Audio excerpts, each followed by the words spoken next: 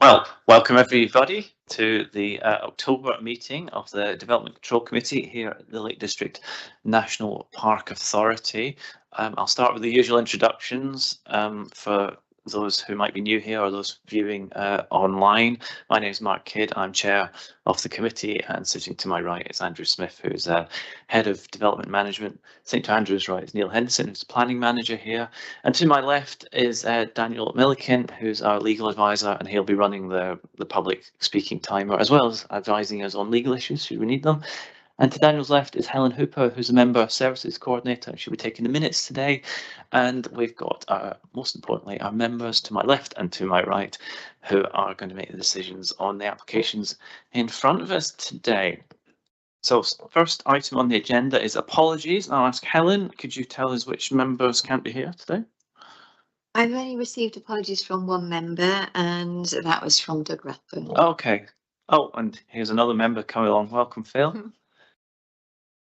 Members, the minutes from the last meeting, can I sign those off? These ones, right? Are you public speaking, Phil? Just grab a seat here, Phil. You can speak if you've got an application, but we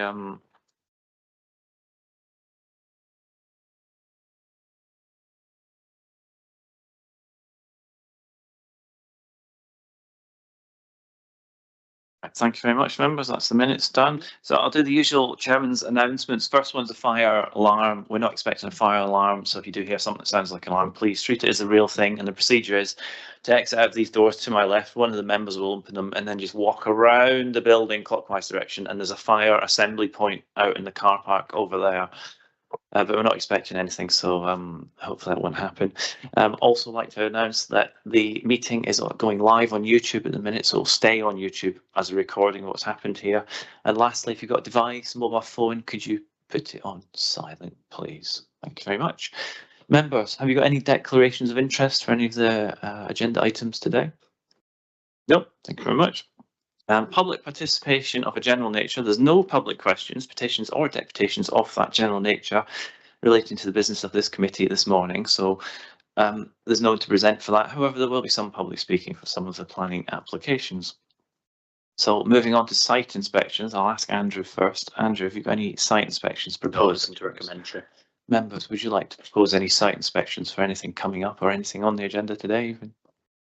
Nope. Okay, so straight into our planning applications. Now, normally we take our planning applications, those with public speaking first, and then proceed in numerical order. So that'll mean today we'll be doing planning application number 1 at Portinscale, and then we'll be going to Northfield at Newry Bridge. So our first application today is at number 30 High Portinscale at Keswick. Laura Rogan's the case officer, but I'm guessing you, Andrew, you're presenting for us.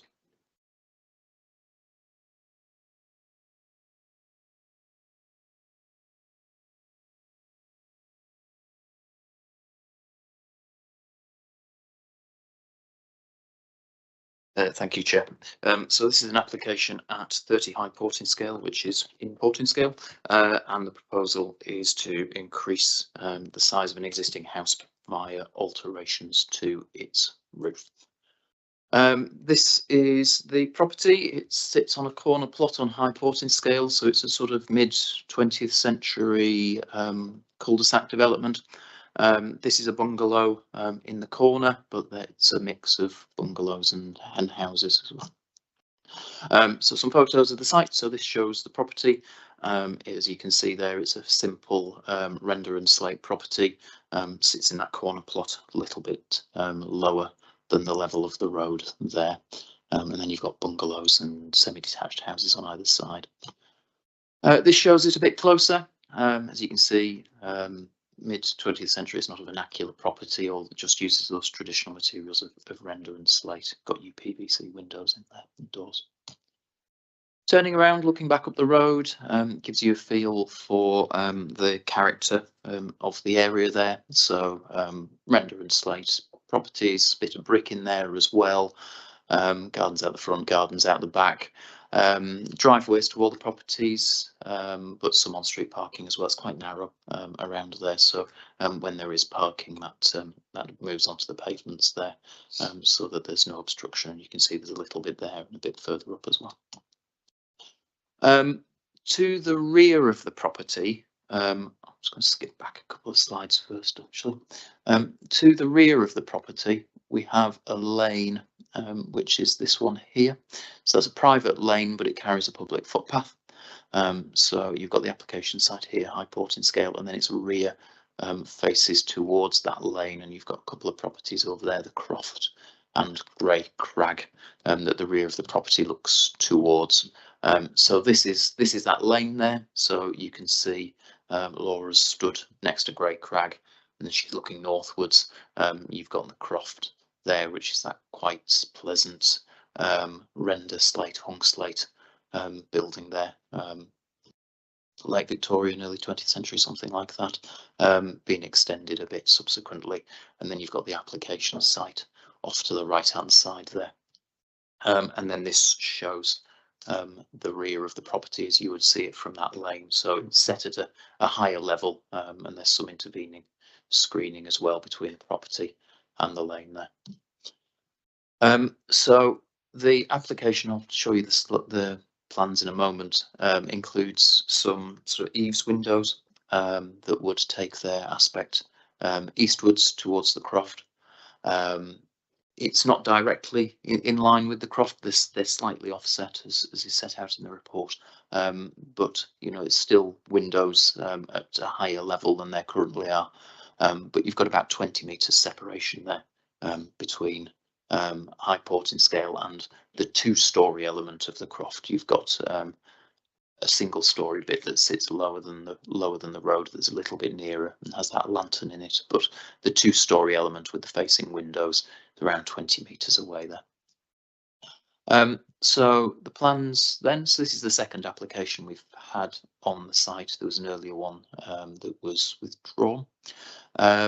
So it's going to raise the ridge, but it's going to, on the High Portinscale facing side, the eaves aren't going to be altered, so it's a continuation of the roof on that side, and then it's a raising of the eaves on the rear, on the western side. So it's going up about 1.3 meters roughly at the eaves. That doesn't translate to 1.3 meters at the ridge. At the ridge, it's about 0.8 meters because you're only taking the eaves up on the one side. So about 1.3 at the ridge and about 0.8 at the 1.3 at the eaves and 0.8 at the ridge. So this shows what the proposed rear would look like. So you're building up from the wall plate with more render there above the window heads, and then you have those velexes that sit at the eaves level. So there's a bit of window in the plane of the wall, and then there's a bit of window in the plane of the roof. So that's why it looks a little bit peculiar, but those windows are not all in one plane. There's a bit in the wall and a bit in the roof. Materials to match the existing there. And then this shows the proposed front elevation, where you can see there's fairly little change there. I'll go back there and I'll leave it on that. So the main issues are as set out in the report. Character and appearance. We're content that the changes are acceptable and appropriate within the context of this property and the quite suburban character of the surrounding area. In terms of amenity, yes, you're introducing windows at a higher level where there aren't windows at the moment, but we're content that there is sufficient separation from the neighbours that wouldn't result in unacceptable amenity impacts. In terms of parking concerns that have been raised, there's no objection from the local highway authority, so there's no concern that it's going to be unsafe, and the parking guidelines indicate that 2 spaces would be adequate for a 2-bedroomed house, but also that you'd have 2 spaces would be adequate for a 4-bedroomed house. So the parking guidelines don't indicate a likely increase in parking demand from going from a 2-bed to a 4-bedroom property. There are some bats in the building. There's a small bat roost up at the ridge, and there's a small bat roost in the end of one of the eaves, but they're transitory roosts, summer roosts, small number of common pipistrelles. So we've no reason to think that a licence isn't likely to be forthcoming from Natural England. So there's nothing to update on the report. The recommendation is one of approval, subject to the conditions proposed. Thanks. Thank you, Andrew. Members, have you any questions for Andrew? Rick? Thank you. You commented on the parking issue. It says in the report that if parking was to be displaced, and suggests that this wouldn't appear to be a problem. Is there any reason to believe that parking is going to be displaced? Because it would be a problem. The parking standards would indicate no. So we're going from a 2-bedroom to a 4-bedroom. The parking guidelines would indicate that the parking demand that's likely from a 2-bedroom and a 4-bedroom property are going to be the same. The representations indicate it's a holiday let. I think that's where some of those concerns come from, but that's not something we can control. We don't think parking is more likely to be displaced, or that there's likely to be unacceptable impacts versus the existing situation. Jim? Just in the report, it recommends that one of the windows is obscured, obscure glazing. Could you just clarify which window that was on the plan? Yeah, that's one of the ones in the gable. I haven't got a floor plan, but there we go. Right. So it's that upper window in the gable there. Yeah, which just gets that bit of height looking towards one of not the neighbours out the back, but one of the neighbours to the side. To the side, yeah. Thank you. That serves an ensuite from memory. Go Chris, and then that side. The lane to the rear, which you refer to as a sort of back lane, is that what's referred to as New Road by some of the people in there? They talk about that hedge has been removed a bit. Is it still as the photograph was indicated? Yeah, so I'm not sure when Laura took these photos, but they're pretty recent. So there is a hedge there. The hedge isn't protected. We can't protect the hedge. The hedge softens the development. It softens what you see. It softens that boundary. If that came out, then obviously the property is going to be more prominent. There is going to be more overlooking. We can't control that, but even if that happened, our position is that you've still got enough separation. Okay. I'll go Phil and then back to you, Rick. Thank you.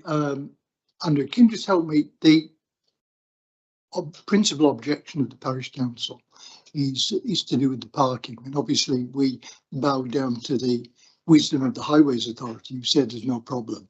Is there a suggestion that with raising the roof, there's actually going to be more bedrooms, or is it just giving people in the top bedrooms a higher headroom? No, it is going from 2 bedrooms to 4 bedrooms, so there will be more bedrooms. So with a 4-bedroom property, there's still abundant parking. The parking guidelines indicate that if you have a 2-bedroomed property, you would want two spaces. If you have a 4-bedroom property, you would also want 2 spaces. So the parking guidelines don't indicate that going from a 2-bedroom to a 4-bedroom property is going to increase the likely demand. Let's find a photo of the front there. Whether you would get 2 on there, I think is going to vary depending on how you park and how big your vehicles are. I think it's unlikely that the garage is going to get used as parking. But the crucial point is that the guidelines and the parking guidelines don't indicate an increase in demand as being likely from between 2 and 4 beds. And if I can come back on that then. So what we're saying is that here is a business, but we're treating the development of the property as if it's a family home where people live, as in fact we know there's going to be people piling up but that's not our concern. We can only go by the guidelines that are provided. We don't have control over, on a property of this size, be it 2-bed, 4-bed, whether it is used as a permanent home, a second home, or a holiday let. and in this case, it would appear to be used as a holiday let. But you might have another property somewhere else that is 2 bedrooms that's going to 4 bedrooms. We wouldn't take a point of principle that you can't extend your house because we don't have control over whether you use it as a holiday let. The basic point of, is it acceptable to extend a dwelling? Yes, it is. Do we have control over it being used as a holiday let? No, we don't. Rick and then Peter. There's 2 issues. Could we require the parking that is to be retained? You suggest in the report if it was to be displaced, and it talks of possible impacts. And the other issue would be regarding the window that you want frosted glass. Can that window be altered, extended, made bigger? Can it open? Would it be an issue if there was a window in the other gable? It's a side elevation. It's a side. I'll do the window first. It's a side elevation. You could, if you were concerned, seek for it to be non-opening or restricted. I am not persuaded there that would be necessary, given the orientation of the properties and their arrangement. We're not dealing with direct overlooking window to window. Is the condition necessary then? In that sort of way? We think yes, but you could take the view no. That's a matter of judgment. Can you put a condition on requiring that front parking area is retained for parking? Yes, we do. It does happen from time to time that you put that then existing parking area shall be retained as usable for such. So it's a condition that is used from time to time. So I can't see why you couldn't. It's fairly straightforward what it requires. If you turn up one day and it's been, blocked off, or it's full of bricks or whatever, then you can see there's a breach and you can enforce against it. The requirements be quite straightforward. Remove the wall, remove the rubbish, whatever it might be. So yes, if that made a difference, I think you could condition that. Peter, no. Any other ones? And you just couldn't look for his pictures again. Just wanted to see the size of that parking space, because I've been talking about it. So that's from the road.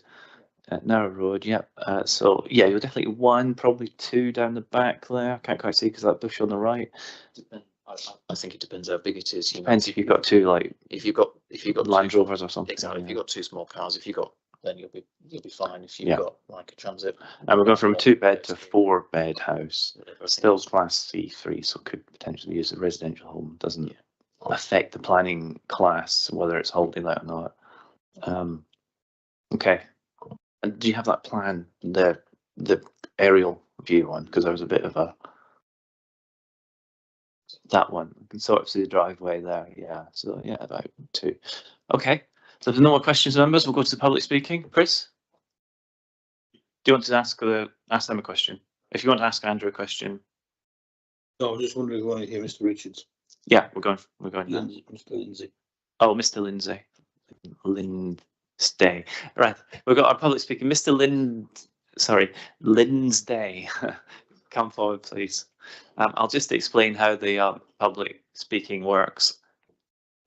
So you've got 5 minutes to speak from when we press the button, and if you go over the 5 minutes, we'll let you know about it. And then if you could just stay in your chair afterwards in case there's any questions from the members. So whenever you're ready. Right, thanks, Chair.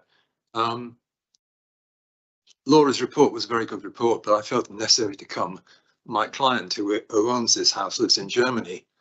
It was a family house. His mother and father bought it and passed it down to Simon. It is used as a holiday let, but that is becoming increasingly shrinking because they use it as a family. He's got family in the south. They use it quite a lot when they come to the Lake District. The parking issue, and I think Andrew's quite right, the garage is rarely used, but you can park 2 cars on that drive. And And also Simon has suggested to me that we can improve the front garden area by providing a paved extra parking space. So you can get 2 cars on the drive now. I actually thought with a 4-bedroom house, you had to provide 3 spaces.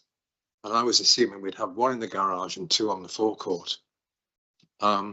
It is true also, which was mentioned in the report, this estate has a narrow road and there's lots of on-street parking. And I think one of the objections, obviously some of the guests who stayed there must have had a noisy party and also parked on the road. That is a problem. But I think we can accommodate at least 2 cars. And if we make improvements to the front garden area, 3 cars. The bedroom window that Mr. Ruthwaite mentioned is actually to a shower room. So it would be obscure glazed anyway, probably level 5. That wouldn't be a problem. The amenity space of residence, again, the report mentions there is, I haven't measured it because I've not been in the garden of the Crofts, but I think there's just over 20 metres between face elevations. And that seems to be acceptable in planning guidelines. And I think that's it really, Chair. If there are any questions, I'm happy to answer them. That's great, thank you. Members, any questions? That one right? No. No, well, thank you very much. Thanks for switching the microphone off. Right, members, we'll go into our discussion. Who would like to start us? Roof extension? Jim. Thank you, Mark. I think the report was excellent as always. Thank you very much. I note that we can't differentiate between this being a holiday let and a normal house, so we treat it on that basis.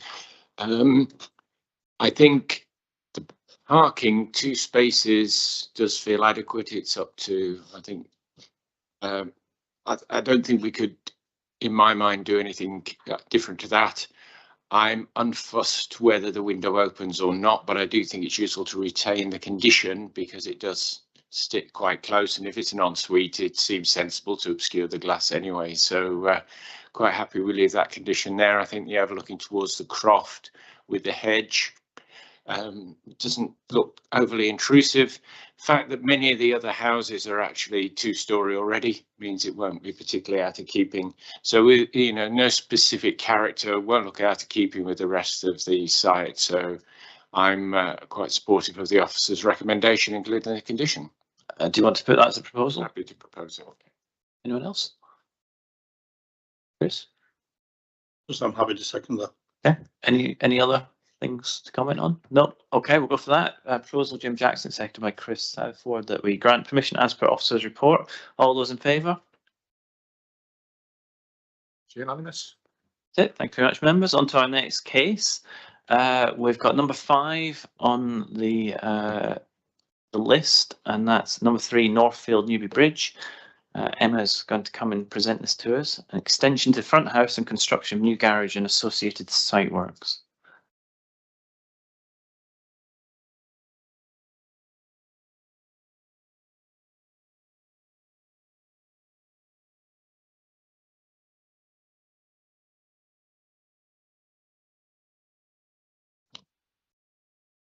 Thank you, Chair. This application seeks planning permission for a 2-storey extension to the front of the dwelling with excavation works to the east to site a new detached garage. This follows a previous application for a 2-storey extension of a greater area and greater height, which was refused due to unamenity grounds. This application is before you today because my recommendation is contrary to the views of Staveley and Cartmel Parish Council. The application site is a residential property to the northeast of the A590 roundabout at Newby Bridge. 3 Northfield is the most northerly of a cluster of 3 dwellings. The site is bound by the River Leven to the north and fields on the A592 to the south. This slide shows a plan of the existing dwelling on the left and the relationship with 1 and 2 Northfield just down here, and then a plan showing the proposed alterations on the right hand side, again with that relationship to 1 and 2 Northfield. You can see there that the proposed extension brings it slightly closer to the neighbouring properties. You can see also there that the garage to the front of the property, just there to the eastern side of the site.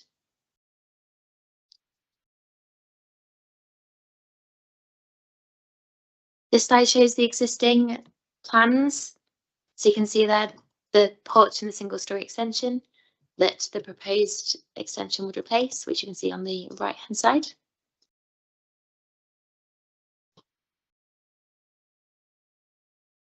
And then this slide shows the existing and proposed elevations. So we've got on the left hand side, the top left, you can see the existing porch and the existing single story there, which will be replaced on the right hand side by the 2 sort of gables there that you see. That's the proposed 2-story extension.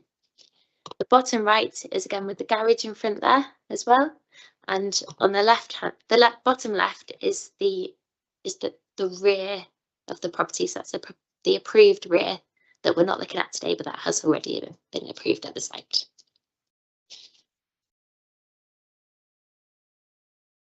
And this slide shows the existing side elevations on the left, and then the proposed side elevations on the right. So you can see there that from the single story elements to the front as existing, the height would be increased to level with the ridge height of the existing dwelling and the approved rear extension.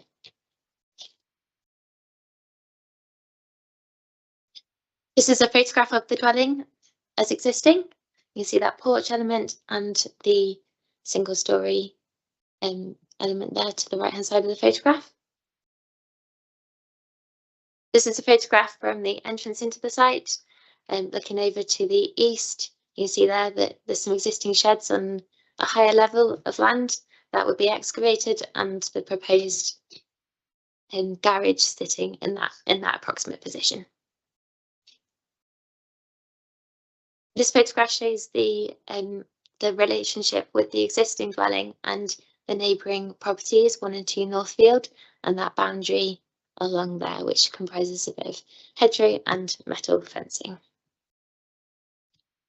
And again, looking from the approximate position of where the proposed extension would be sited, looking towards 1 Northfield, and you can see there the boundary fence separating the 2 properties.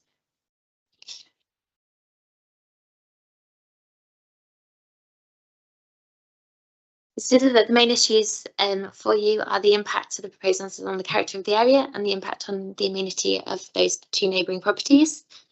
Whilst the proposals would increase the visibility of the dwelling in public views, I consider that the local materials used and the intervening vegetation would ensure that it does not adversely impact on the character of the area. Given the distances between the proposals and the neighbouring dwellings, I consider that the proposal would not cause any unacceptable overlooking or would overbear the neighbours. Although I do consider it necessary to impose a condition limiting the hours of machinery operation due to proposed excavation and proximity to the neighbour, as we imposed on previous permission relating to site operations. So subject to these conditions and the ones set out in my report, I'm recommending approval of the application. Thanks, Emma. Any questions? No. I'll just go for one, Emma or Andrew or Neil. This had an application on it earlier this year. It was refused partly because it was overshadowing next door, the properties next door. How has this changed from that, and particularly the overshadowing bit?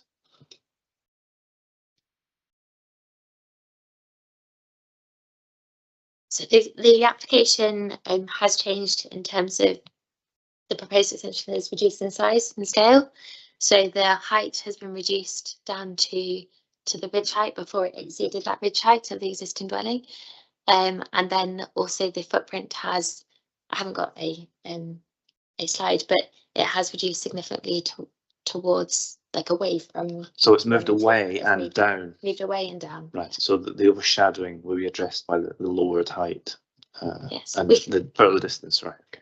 Yeah, we consider that the reason for refusal, which was based on the impact on the community, has been addressed by these proposals in front of us. Okay, thank you. Any last questions before we go on to our public speaker? No. Okay, we've got one public speaker for this. We've got Mr. Gribbin. If you could come up to the hot seat, please.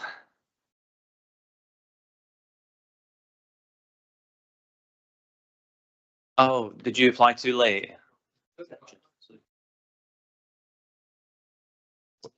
Oh, if you're the agent, do you want to speak together? Share the 5 minutes. Yeah. Do you want 30 seconds to discuss who's saying what? I don't mind. Experts. Well, basically, it's 5 minutes between you. However, you want to split it up while you switch and swap between yourselves. But once you go over the 5 minutes, we'll let you know. So, yeah, press that, and whenever you're ready to go. Hello, thank you. I'm Tony Hills, the agent for the application. We put in the earlier application that you mentioned that was refused. We, as you've said, we moved it away from the adjoining property. It did extend the left-hand side of the bungalow quite a bit forward, so that's all gone and was limiting the work to the right-hand side. We'd already received an approval for the rear of the property. The reason for extending further is that Mr. Gribbin wants to bring his family to live here. The rear extension was done partly because of having a disabled daughter that needed level access. That's history, and you've granted approval for that. But the front extension was to try and improve, well, we wanted to improve the appearance of the building using local materials, and also wanted to increase the sort of the bedroom accommodation just to provide a bit more space. And the reason for the garage, that we got approval for extending the forecourt at the front, because originally, you might remember, it was put to committee a while ago that we had issues with the disabled daughter. We couldn't actually get an ambulance into the front of the property, so we had to sort of open up the front. There's still plenty of space to put the garages because that's sort of tucking over to the side. So those are the main things. We're here today really because the parish council objected, although the objections seem to be quite personal against the applicant rather than planning reasons. So anyway, that's where we are. So I'll let you come chat. Yeah, so can I just confirm, so there was 3 wings, so where you see on the right hand side, large wing and then a smaller wing, there was another large wing to the other side. So not only was it higher by, as I would say, half a metre, if I remember rightly, it had a 3rd wing on it. Now my neighbours haven't complained, either the ones that are close or the others that are beside him, very close to him, neither one of them have complained about it. But anyway, it got rejected, which was a shame because it really did look nice. I'm coming up to 66. I had a stroke at the age of 60 at lockdown. On the 9th of March, I was 60 on the 23rd. I have 209 staff. I've worked extremely hard all my life for my community, and I just want to retire. I want to bring me young child, 2 years of age, believe it or not, up here in a safe environment. And I've been planning a while for this, so it means a lot to me and my family. So if you could pass it, I'd really appreciate it. Yeah, so I'm sorry to get a little bit emotional, but it does mean a lot to me. Okay, that's all I want to say. Thank you. Okay, thank you. Members, any questions? No. Well, thank you very much, gentlemen. If I could ask you to return to your seats. Okay. Members, we will go into our discussion on this. I do remember it coming to committee. Oh, it must have been 2 years ago now for the front. Who'd like to start?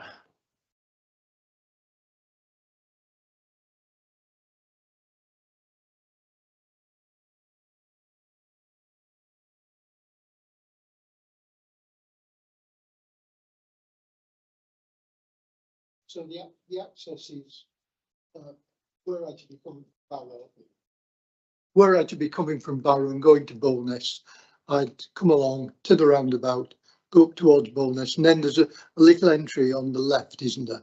And you drive up there, and it's the very last building. Thank you. Rick. Have the neighbours offered any representations on this application? No, we haven't received anything from neighbours. Jim? Make a start. Thank you for the report, comprehensive, and the reminder of our history here. I first of all look at the town council and the parish council comments and notice the town council had no objections. And I read the parish comments with interest because I believe the retrospective commission has been dealt with earlier in the report, so that point's been cleared up. We've heard from the applicant that Flammy's planning to be in residence, but I don't think that's material either way. And the scope has been reduced. So I think in many ways, the points from the parish council don't sway me to say we should refuse the application. I welcome the reduction. I note that the work is away from the lake shore, which I'm pleased about. And I note in the report, I think he discussed the size of the property already and the value of the property, which means that we're not effectively moving a low value house out of the housing stock by doing this. So overall, given the revised scale of the works, I'd be happy to support this. But at this point, Mark, that's not a proposal. I'd rather hear from my colleagues. Okay, thank you, Jim. Anyone else? Oh, I get to pick now. Peter, you took your glasses off, you're ready for it. Thank you, Mark. I think the report is comprehensive. I agree with Jim's comments about the parish council representations. I don't have any questions or concerns. I'm happy to go with the officer recommendations. I'll take that as a proposal. Anyone else? Comments, Phil? Yeah, I'm happy to support the officer recommendation. Could you clarify, please, Mark? Because this could be quite contentious. I noticed that our officer Emma referred to the River Leven. I noticed that Jim referred to the lake. Is it lake or is it river? It's and that's an irrelevant aside, but of interest. who wishes to do that? Give us the official position on what that body of water is. Yeah, it's a watercourse. It's the Rustland, isn't it? It is where the Leven exits Windermere, so you are effectively in the moving part of the river when you're down there. Okay. Right, so we have a proposal from Peter, seconded by Phil. Officer, as per officer's recommendation, all those in favour? Do you know?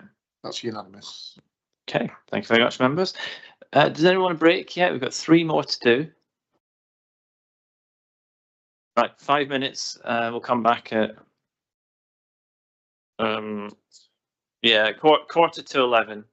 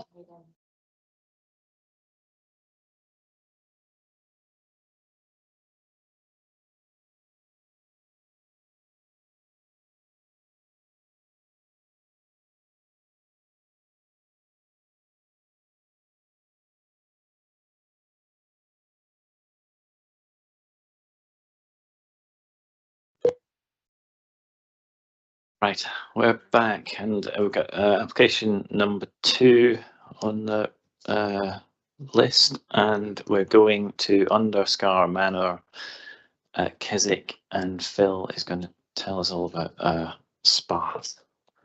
Thank you, Chair.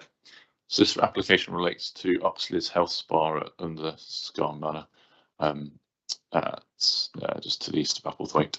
So planning permission is sought to vary the condition that relates to the spa buildings to essentially allow an increase in the membership numbers. Condition is in place at the moment, which restricts numbers to 125. Permission is being sought for an additional 25, raising the membership numbers to 150. So the application is before the committee today because the recommendation of approval is contrary to the views of the parish council. So the application site is situated to the east of Applethwaite. Underscar Manor is a Grade 2 listed building. Historically, the complex was run as a hotel. Subsequently, it's been divided into a private dwelling within the manor house. A timeshare complex that was built in the 80s still remains, and a health spa is associated with that. So I tried to show these 3 kind of interlocking uses at the moment. So Underscar Manor is situated to the south here, served by a separate entrance off the southern road. That's a private residence that's separate from everything else. A grouping of timeshare units that was built in the 80s. And then to the left-hand side is the health spa, which is the subject of this application, which services those that come to the timeshare unit in addition to members from outside of the site as well. I've tried to include a few photos. So as I said, the manor house itself is served by a separate entrance. The timeshare units and the health spa are served by an entrance off the northern road that runs up to Lattrick. So working from the top left shows some photos of the nature of the road. Obviously, it's fairly narrow, country road, and that's why the condition is in place to essentially manage movements to and from that site. The bottom right-hand photo is the parking area and the access that's associated with the health spa, and then further on from there is the access into the timeshare units themselves.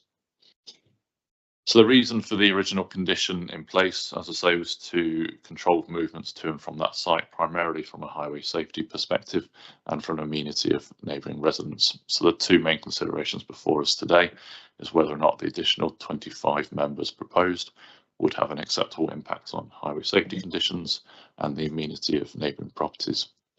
The local highway authority have been consulted as part of the application. They've raised no concerns about the additional membership numbers proposed.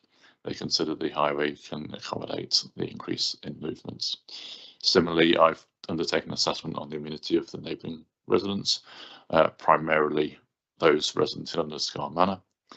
Again, taking into account the fairly small scale uplift in membership numbers, I don't see an issue with that from a neighbouring amenity point of view. I therefore recommend approval subject to the conditions laid out in the report. Thank you very much. Thank you, Phil. Any questions for Phil? Rick? How does restricting the number of members of a leisure club control the number of vehicular movements? I mean, if I was a member, I could drive up and down there all day long, couldn't I? Correct. It's probably not the most effective use, but as you say, members could regularly access that site. It would have some implication. So restricting the amount of people that can use that health spa would have an impact in terms of movements to and from. But yeah, I agree. It's not entirely wholly effective in restricting those movements. Similarly, it would control or seek to manage the amount of kind of parking available on that site in terms of movements as well. So, yeah. How do you enforce it?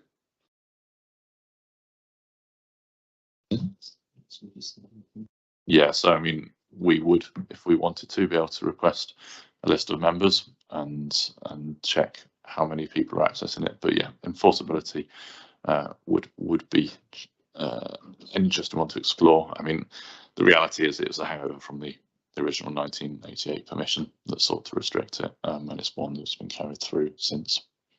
So can we justify another poor decision based on a decision from 1988? This condition does not have any logical sense. It can't be enforced. It's not reasonable. It's not relevant. How do you justify repeating the mistake of 1988?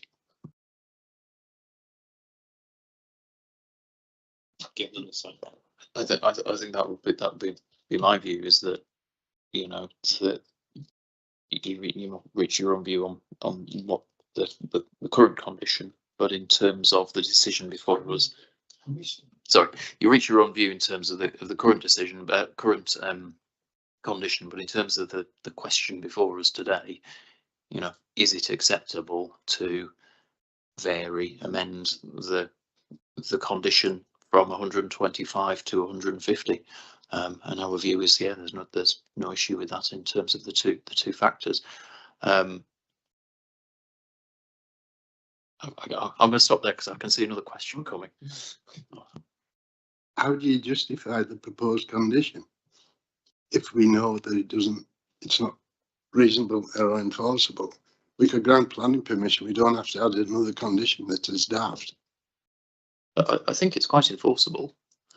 I really do, because, you know, if you're running a leisure centre with members and membership who are paying money, presumably you're going to have direct debits or some sort of, you're going to know who your members are. You're going to have a register of them. You're going to want to chase them for their bills. So I've no doubt that the business is going to be keeping track of who their members are. And if you think that if it appears to the authority that there may have been a breach of planning control, you would just request that information through a planning contravention notice. And if they fail to respond to that, then that would be an offence. So I think it's enforceable in terms of securing the information. If we serve the planning contravention notice, how many members have we got? They reply, so we've got 160. How do you enforce it? You'd serve a breach of condition notice, which simply requires them to comply with the condition. I mean, it's possible for somebody to apply to have a condition removed, isn't it? Yeah. So in this case, they've applied to have it up to 150, but they could apply to have it removed, or they could apply to have it for 400 or something. So I think what we need to just consider putting up to 150. The enforceability of the condition isn't necessarily for us at this point. That's more for Andrew and the team. Rick, do you want to come back on that? You're thinking the condition is because it's not enforceable.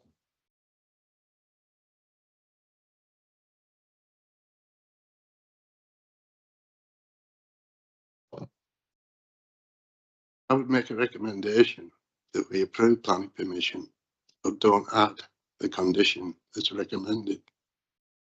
Okay, isn't it an amendment to a condition then? I don't know. What? Jim next. You're next, Jim. I've got a couple of questions for Phil while Andrew confers. Just don't want to make any assumptions. There's about 26 timeshare units on that site. When I looked at the site plan, that was the one. We got to number 26, so I'm assuming there are about 26 units there. Yeah, Correct. Yeah. and that road continues on to a cul-de-sac and has a parking area at the end of it. Yeah, so that, I don't know how well you know Latrig, but essentially it runs out to the top of a little car park that serves a walking route out towards Latterick. So it's a small kind of lay-by car park, maybe 15, 20 car spaces. But yes, it serves, the lane serves that property. There's a further property up the lane on the, as you can see, on the left-hand side here, and then it ultimately tops out just below Latterick. Right. So my thinking is when people were looking this development in whenever it was 1988, this was a significant increase on what was traditionally a very quiet road, just taking people up to a small car park. Correct. Potentially, yeah. Okay. Thank you. Do you want to come back and? Yeah, I'll just come back on. I was just double checking what section 73 actually says. So yeah, so on an application under section 73, so that's what we have in front of us. It's for an application to develop the land without compliance with the conditions previously attached. So that's what we've got in front of us. We can only consider the question of the conditions subject to the application. So the how many members condition. If you decide it's acceptable, the product of this is a fresh planning permission.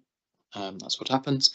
If you decide that planning permission should be granted subject to different conditions, you can do that. Or if you think that it should just be granted unconditionally, you can do that as well. If you think that the condition should just remain as is, so the 125, then you should refuse it. So it is legally within your power to just take a decision to grant the application unconditionally, and for the thing to then just continue without restriction on the number of members. That is not what we have consulted the parish council on. That is not what the neighbours think is going to happen. That is not what the local highway authority think is going to happen. So I would ask you to think very carefully about whether you may be prejudicing somebody who is a party to the process, who has either commented or who has chosen not to make a representation because they thought 150 is fine, but if it was 151, I'd be very angry about it. We don't know. So just have in mind, just have that question in your mind. But if you think it's reasonable, then it is legally within your gift to grant unconditional. So we can. Right. The applicant described the application to increase to 150. So if we granted planning permission, it will be to increase to 150. So nobody's in any doubt as to what was being applied for. If you grant planning permission without a condition, the description of the proposal, following on from it's I'm your man, isn't it? Yeah.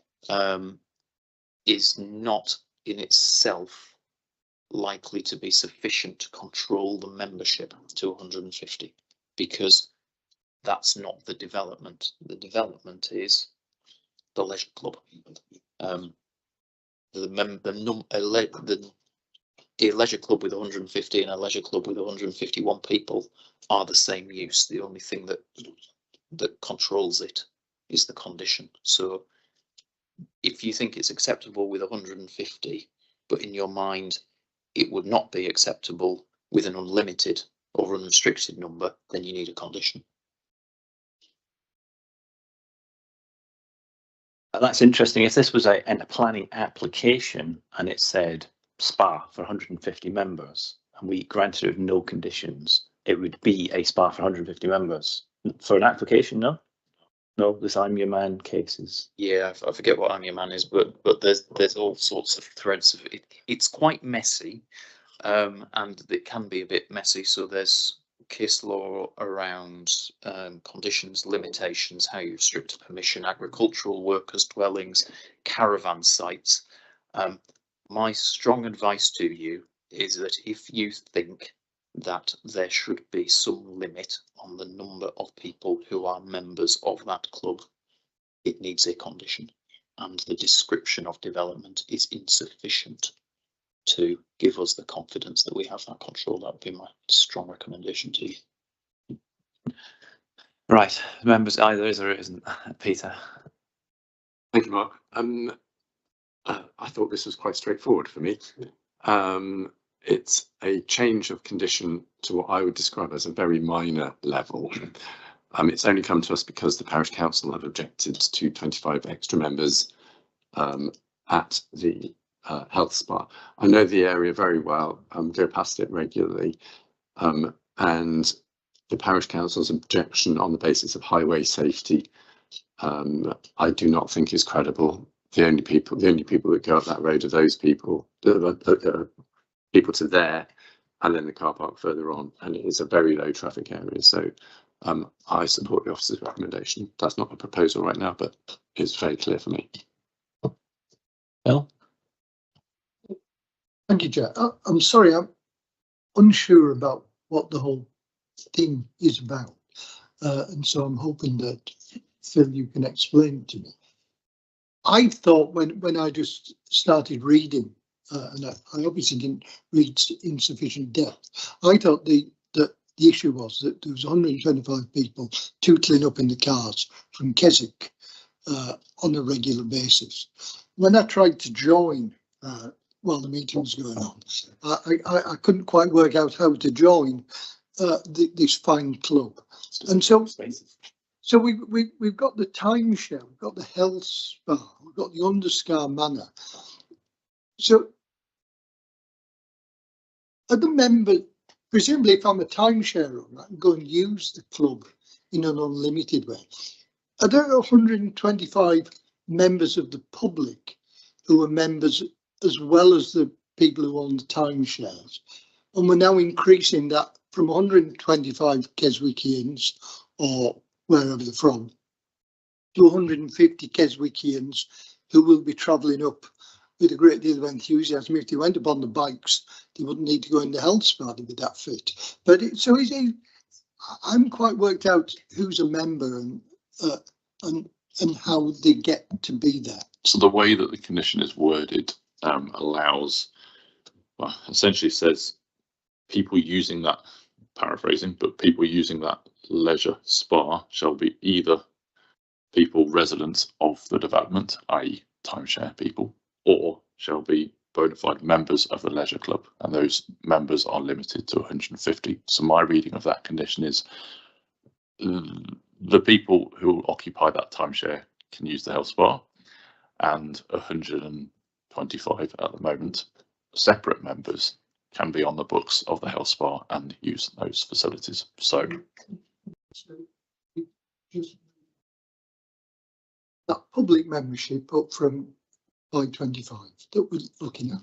correct. And the reason the applicant has cited for that, a number of reasons, but the increased interest in accessing swimming facilities, because the swimming pool in Keswick has been shut a number of years. They're finding more and more interest from residents in Keswick to find a local swimming pool, and they're getting increased interest for membership, which is why they're wanting to increase the numbers. Jim. Thank you. I listened to the debate with interest. I note Rick's points. I think I can understand why our colleagues historically made the decisions they probably made at the time. I take Andrew's advice that what's in front of us has been, people have had the opportunity to comment on, and I think it'd be very wrong of us to agree something substantially different to that. So it's a black and white agree or refuse in my mind. And it feels to me that this relatively small movement from 125 to 150 is a sensible expansion of the business without putting undue burden on the road. So very happy to go with officer's recommendation, and that is a proposal mark. Peter. Happy to second. Any other comments? No. Proposed by Jim, seconded by Peter. As per officer's recommendation to move it to 150 members, the condition. All those in favour? All those against? It's approved 5-1. 5-1. Okay, moving on to number 3. We've got Burkitt Field, and Rose has come to tell us about this one. We've had this one in front of the committee a year ago, I think, if I'm getting my times right, because it's an application from one of the officers that works here. So all people connected to the authority have to have their own personal planning applications go through the committee. Thank you, Chair. Yes, so this is a discharge of condition on a listed building. There isn't a presentation for this, hopefully quite straightforward. I didn't bring the original application to committee, I think Phil did, but the reason for applying the condition was there was a number of kind of minor alterations and works, and some of it involved thermal upgrade to fabric, which was proposed to be an insulating lime plaster. And I think diathanite was mentioned in the original application, which I have concerns over. I don't know if you want to go into detail about those, but the proposed material to be used is an appropriate lime plaster. It's pre-made, but it is of the right strength, properties, no additives. I don't have any concerns about its use on a listed building for performance reasons, so I'm recommending approval. Any questions, members? NHL 2 with recycled glass. Natural hydraulic lacquer.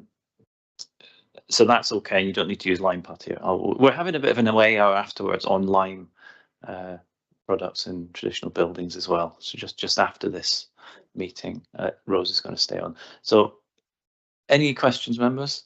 Any discussion? Anyone want to propose? Jim? Chris? Proposed by Jim, seconded by Chris. Anyone else? All those in favour? That's unanimous. We'll see you soon, Rose, for the lines discussion. Moving on to our next one, we're on to number 4. Thank you very much, Chair. This is an application, not at Northfield and not at High Portinscale. There we go.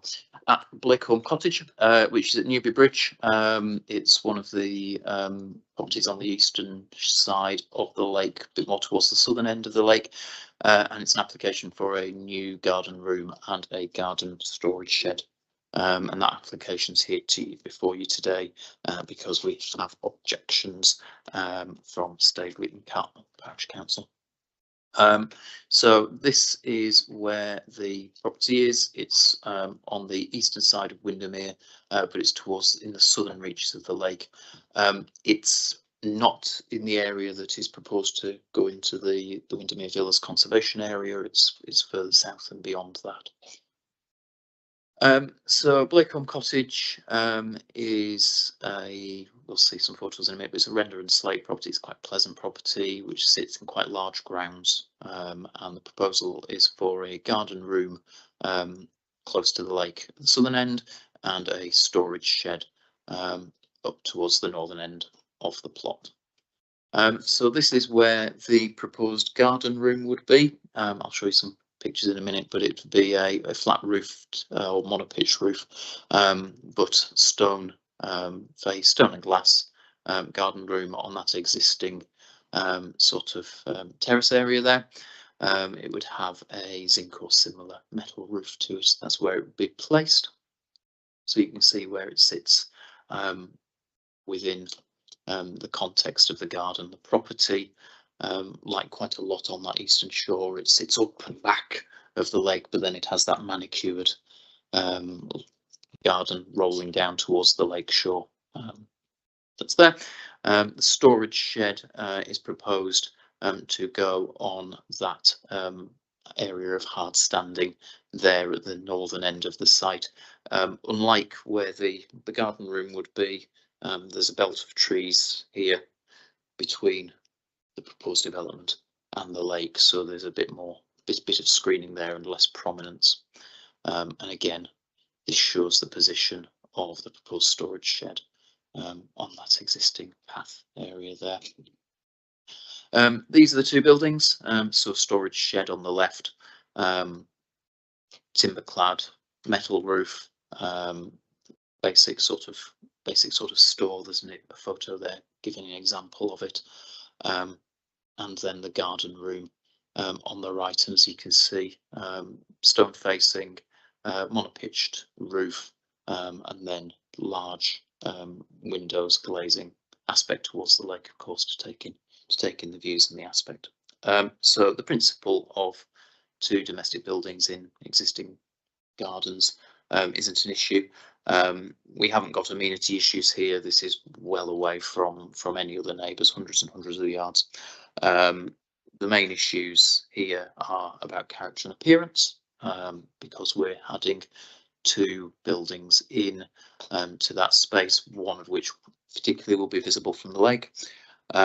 We've got to consider the impact on trees in terms of direct and indirect impacts. And then we also have flood risk to consider. So they're the sort of the main issues. In terms of the character and appearance, we're content that these are acceptable buildings in their location. In terms of impact on trees, because those are already spaces where there is disturbed ground, the terrace and the paths, long-standing things. We're content there won't be direct impacts, and we're not going to get indirect impacts because we don't think this is likely to increase the amount of activity within those spaces and the buffers of the ancient semi-natural woodland. Flood risk wise, yes, they're in the flood risk area. Yes, they might flood, but we've no evidence to lead us to think that they're going to increase flood risk elsewhere, given the mechanism of flooding, which is the lake, and the size of these buildings relative to that. Parish Council have raised concerns that this would take an affordable, to increase the value of the existing property, and they've asserted that it will take a property that is potentially currently affordable to local residents out of that. We've had a look into that. The property sold for £3 million in September last year. So that's 19 times what the Housing Authority advised would be an affordable price. So it seems unlikely that even if this increased the value of the property, it's going to have a material effect on the affordability of those properties, contrary to the Parish Council's view. We just don't share that view. So the recommendation is, as per the report, one of approval. Thanks. Any questions, Jim? Was any consideration given to a condition on lighting, given the position of the room and the glazing? Yeah, it's judgment, isn't it? I think you can only reasonably control exterior lighting, would be my view. I don't think it would be reasonable to seek to control lights inside a building. You could control external lighting, but I think if you're concerned about the impact of light, it's going to be beyond that of external light, isn't it? I think with that amount of glazing, it's going to ride into internal lighting as well. I think this probably sits within that space of you think it's fine or it doesn't, or you don't. You think it's acceptable that there's going to be another piece of light in that position there, given the context and the fact that you have the house behind and there are other pieces of development, albeit sporadically, down that bit of the lake. Or you take the view that no, this is an intrinsically dark landscape down there and any light's going to be unacceptable. You could control external lighting by condition, but I don't think that's going to address all of the issue. Anyone else? No. Okay. What do you think of it? 2 garden buildings. Jim? Yeah. Taylor 2 halves. Happy with the storage shed and the design and it's the function. I bring us back to policy 24, which, if I've read it right and I've got the policy number right, development on the lakeshore should only be supported by a direct lake use function. I don't actually see the garden room as having a direct use function. I also note in the report the consideration that there's already a terrace there. I think there's a material difference in my mind between a terrace and a building, and particularly a glazed building, which is going to be lit up, could potentially be noise. I think it changes the character. So I am quite strongly unsupportive of the garden room at the moment. And I wouldn't support the recommendation, but that's not a proposal at this point, Mark. Yeah. Is there a definition what lakeshore is? Is it on the lake shore, or is it? Because they would probably, I would imagine, argue that's a garden. There is a It's next to a lake rather than a definition, lakeshore. actually. I've got the policy up in here. Yeah, there is a definition, and I will find it rather than describing it. But it's essentially How the effects of high and low water levels affect the development. it's essentially to do with character and where the here we go.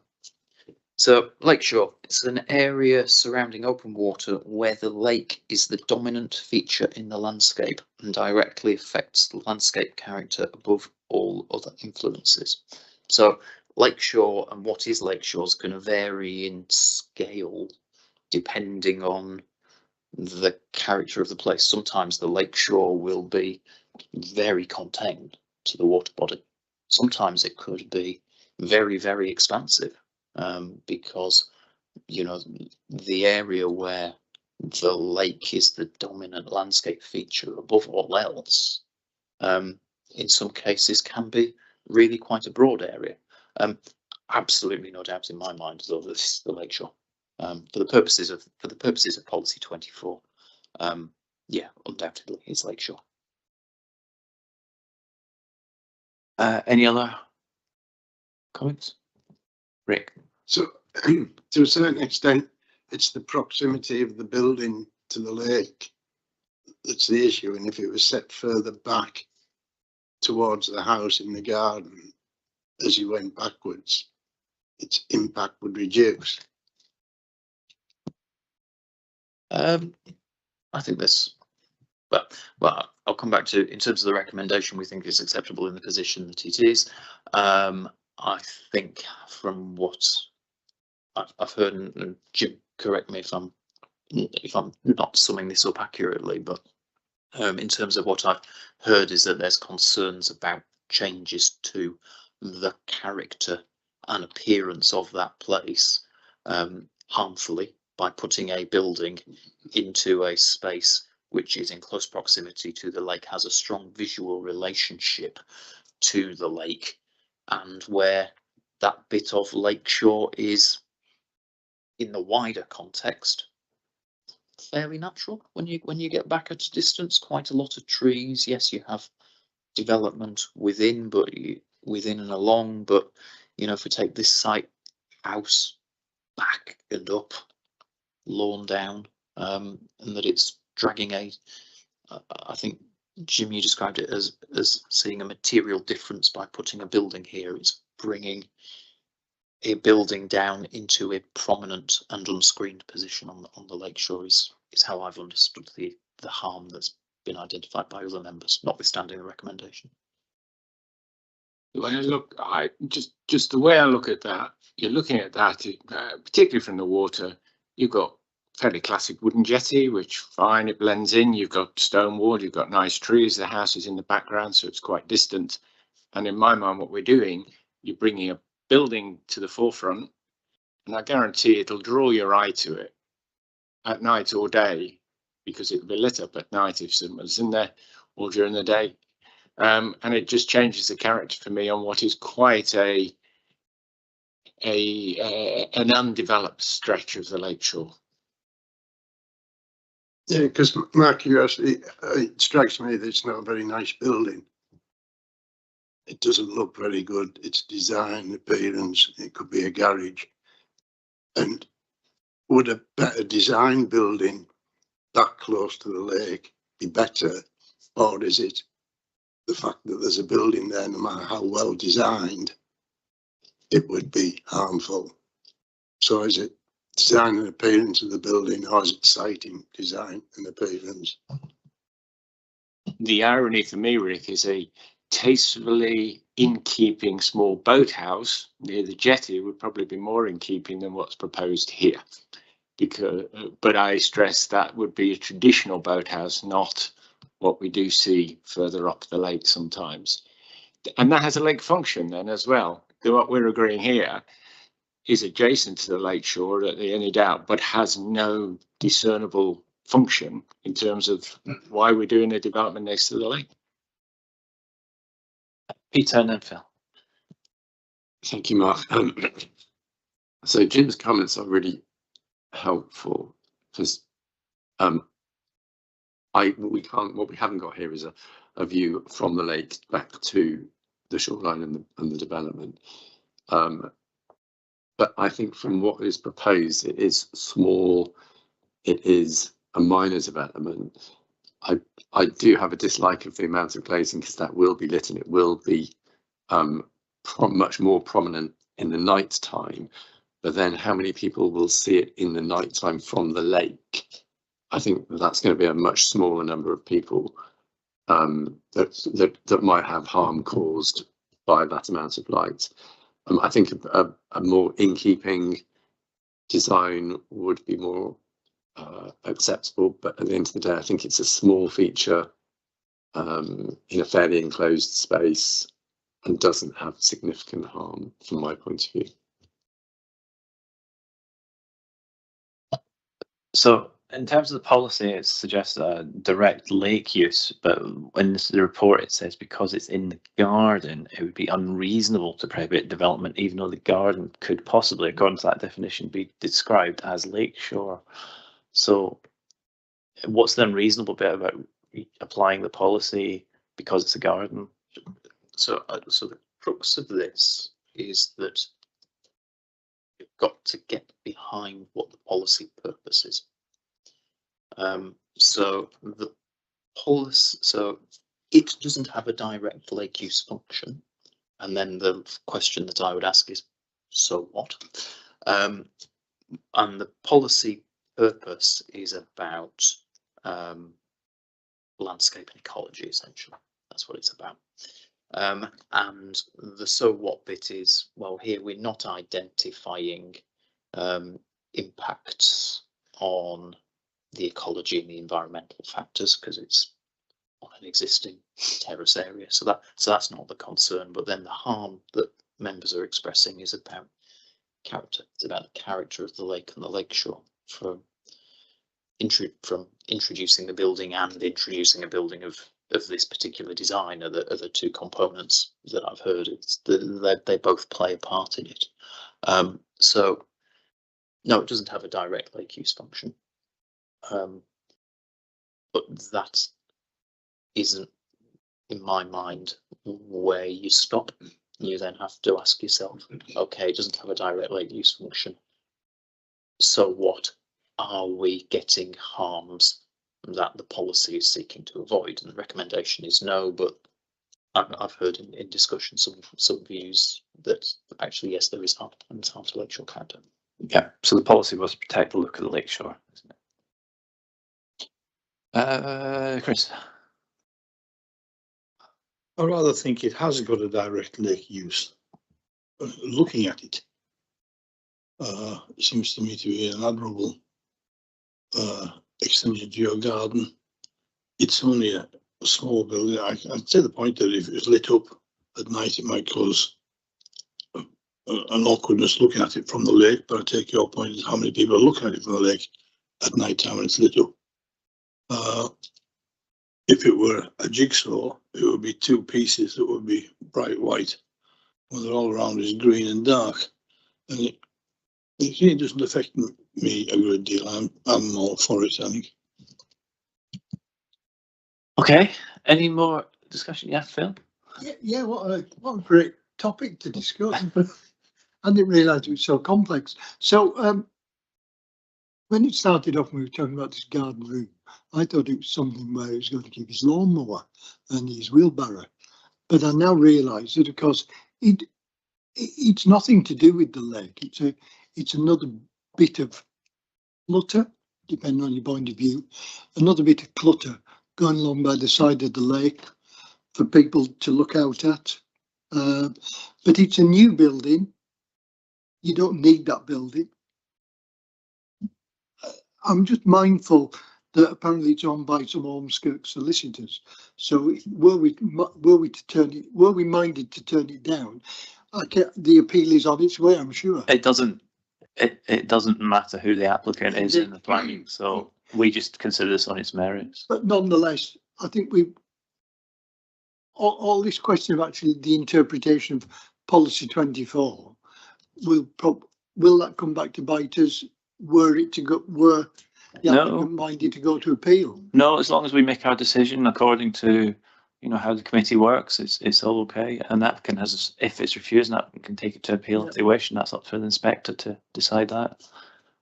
So yeah, just as members, you consider what the harms are, what the benefits are, consider the policy, you know, make an informed decision, and we take a vote on it, and that's what we're here to do today. So in that case, I would suggest that I do quite like Jim's objection to this. I think it's not lake related. It's a new build, and it's not lake related, and it has an adverse effect on the lake shore. Okay, Rick. Yeah, the only point I would make is I find it disappointing that to suggest only a few people will see the harm, then it's all right. We're here to safeguard the national park, and if people are seeing it and it's harmful, then it follows that we resist it. And the fact that only a few people go out on boats in the night is not relevant. Yeah, well, yeah, some people do go out at night, go swimming as well. Okay, any other discussion, or does anyone want to make a proposal? So we've got views either way, yeah, Jim.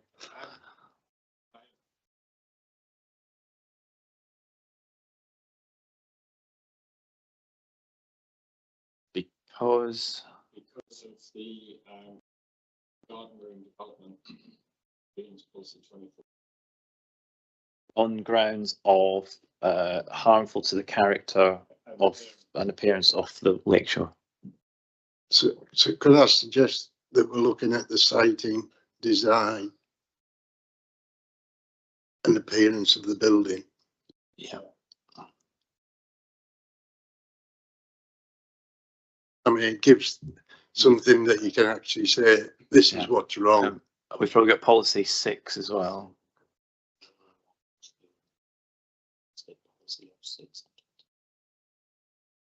Okay, so it's basically how it looks from the lake is the ultimate gist of it. Okay, so we've got a proposal from Jim. Rick, second. Anything else from anyone? Okay, so proposal from Jim, seconded by Rick, that we refuse the application for the reasons we've just outlined and which is written down. All those in favour to refuse? 1, 2, 3, 4 in favour. All those against that proposal? 1 against, and abstain? 1 abstain. You got that, Helen? So that means we have refused the application for the reasons. Do you want to outline them or anything, Andrew? Or have you think you got them? I think I've got them there, but as Rick said, it's the siting, design and appearance of the garden room in that lakeshore position, resulting in harmful, not just visual effects, but landscape effects as well, which is that point you made, Rick, about just the intrinsic value in the landscape, bringing that development down into an area that's perceptually undeveloped and is being harmful. And the policies which we've heard, which are 24, the Lakeshore Development Policy, 01, because we're into special qualities, 02, character, 05, landscape, and 06, design. And so, yeah, I'm comfortable with that.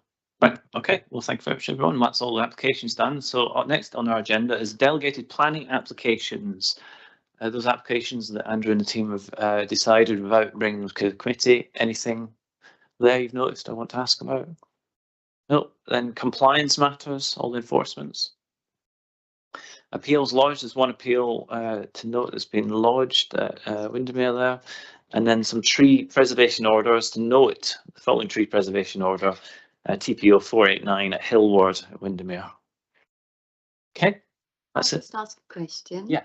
About what was the decision on the appeals lodged? Is there, or is it just? It's to note it.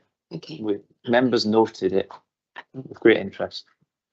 Well, this is a committee decision. Yeah.